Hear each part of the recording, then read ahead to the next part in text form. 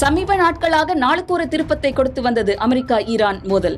அது தற்போது ஒரு முக்கிய புள்ளியில் உச்சத்தை எட்டி பரபரப்பை அதிகரித்துள்ளது. அது என்னவென்றால், ஹர்முஸ் நீரிணை யார் கட்டுப்பாட்டில் உள்ளது என்பதே.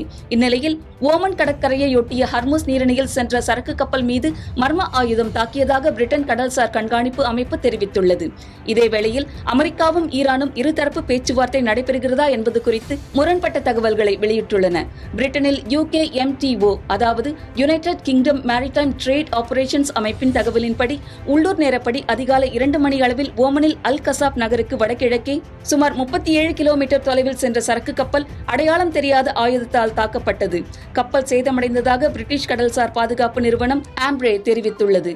எனினும் கப்பலின் பெயர், அது எந்த நாட்டின் கொடியுடன் இயங்கியது அல்லது என்ன சரக்குகளை ஏற்றி சென்றது என்பது குறித்து எந்த விவரமும் வெளியிடப்படவில்லை.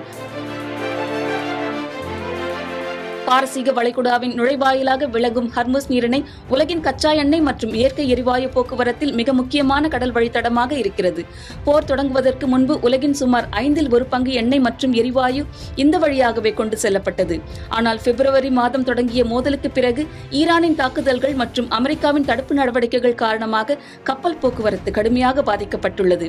இதற்கிடையில் ஈரானுடனான பேச்சுவார்த்தை மீண்டும் தொடங்கியுள்ளதாக அமெரிக்க அதிபர் டொனால்ட் ட்ரம்ப் தெரிவித்தார். கத்தார், சவுதி அரேபியா மற்றும் ஐக்கிய அரபு அமீரகத்தின் வேண்டுகோளை ஏற்று கடந்த வாரம் ஈரான் மீது மிகப்பெரிய தாக்குதலை நடத்தும் முடிவை கைவிட்டதாகவும் அவர் கூறினார்.